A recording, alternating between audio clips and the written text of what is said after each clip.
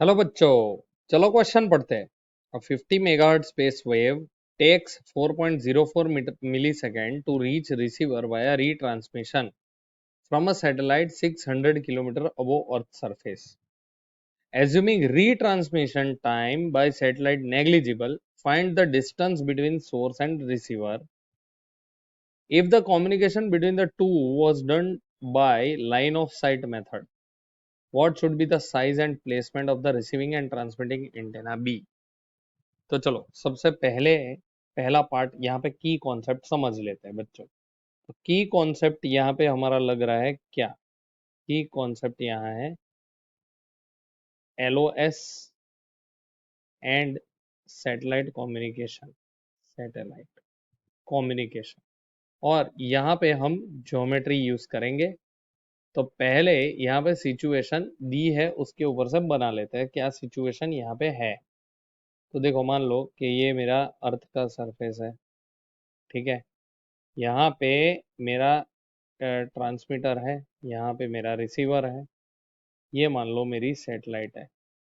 Satellite यहाँ से h is equal to 600 kilometre पे लोकेटेड है और यहाँ से ये डिस्टेंस मान लो मेरे पास x है और वही डिस्टेंस वहाँ से रिसीवर का है x, क्योंकि यहाँ से जाएगा फिर रीट्रांसमिशन होगा और ये इसमें टोटल टाइम ये लगाता है कितना, ऑलमोस्ट 2x जितना। अब ये जो डिस्टेंस है इसको d गिन लेते हैं।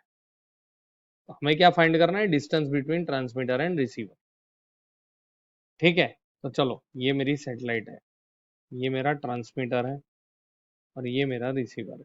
चलो अब इसके ऊपर से सबसे पहले समझते हैं कि सी टाइम टेकन, या तो हम ऐसा बोल सकते हैं कि distance travelled that is this x plus x, total 2x distance is traveled in with a velocity of light that is c into the time taken t। यहाँ पे t कितना दिया है, 4.04 मिलीसेकेंड। अब क्वेश्चन में पढ़ सकते हैं सी, वो टोटल टाइम दिया है, बीच में नेग्लिजिबल टाइम जाता है यहाँ पे सैटेलाइट में, राइट। तो therefore what we can say, the we have to find x, so x is equal to 3 into 10 raised to power 8 metre पर सेकेंड स्पीड ऑफ लाइट। क्योंकि कोई भी इलेक्ट्रोमैग्नेटिक वेव होती है, क्योंकि इसमें भी इलेक्ट्रोमैग्नेटिक वेव ही होगी, वो कैसे पास होगी, with the speed of light. और यहाँ पे टाइम दिया है 4.04 into 10 raise to power -3 upon 2, और इसकी वैल्यू हमें मिल जाएगी 6.06 into 10 raise to power 5 kilometre, जिसको सॉरी 10⁵ मीटर, जिसको हम लिख सकते हैं 606 किलोमीटर। तो ये मेरे कितना वैल्यू आया, 606 किलोमीटर। चलो अब हमारे पास h है, x है, तो यहाँ पे हम क्या निकाल सकते हैं, तो चलो निकालते हैं। यहाँ पे let us find out the value of d। तो यहाँ पे टोटल डिस्टेंस हमको क्या मिलेगा, 2d मिलेगा, ट्रांसमीटर और रिसीवर के बीच का, आप देख सकते हो। तो यहाँ पे चलो फाइंड करते हैं।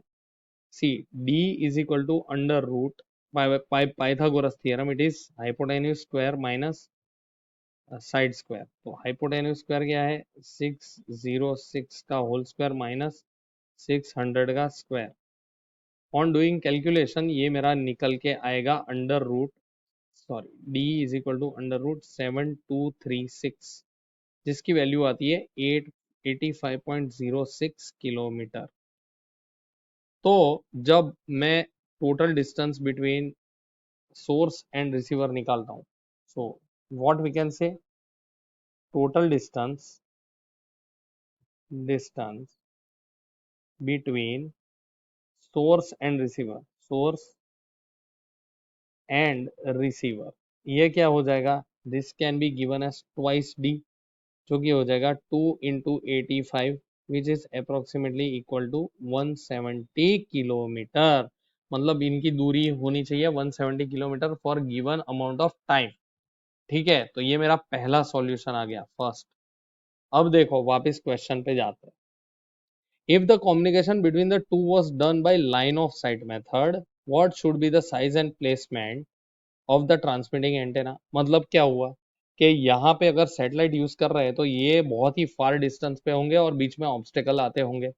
अब यहाँ पे ये दोनों कैसे होने चाहिए कि डायरेक्टली होराइजन के ऊपर ही होने चाहिए, मतलब इनका डिस्टेंस बिटवीन ट्रांसमिशन, मतलब यहाँ पे लिखते हैं चलो, फॉर LOS, सेकंड के केस में for LOS line of site communication क्या होना चाहिए, ये जैसे होराइजन है तो ये दोनों कहाँ होने चाहिए, कोई भी ऑब्स्टेकल नहीं आता, उस तरीके से प्लेस्ड होने चाहिए।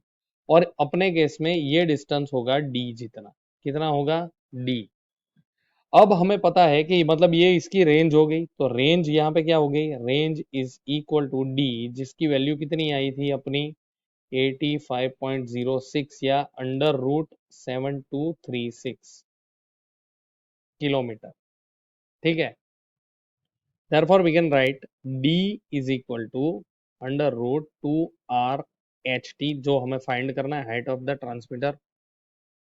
रिसीवर को हम ग्राउंड पे ही ले लेते हैं, तो यहाँ पे हम क्या कर सकते हैं, √7236 kilometre is equal to √2 into 6.4 into 10⁶ into ht, दोनों बाजू स्क्वायर करेंगे तो स्क्वायर करने से क्या मिलेगा, यहाँ पे on squaring we will get 7236 is equal to 2 into 6.4 into 10⁶ into ht, so therefore we'll get ht as 7236 upon 2 into 6.4 into 10⁶।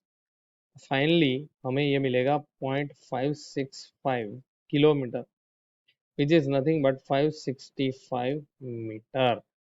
तो ये मेरा क्या हुआ, ये मेरा हाइट हुआ किसका, ट्रांसमीटर का, transmitter height.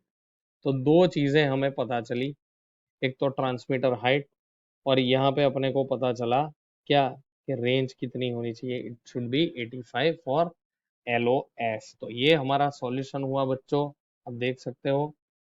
Hope you understood, thank you, best of luck.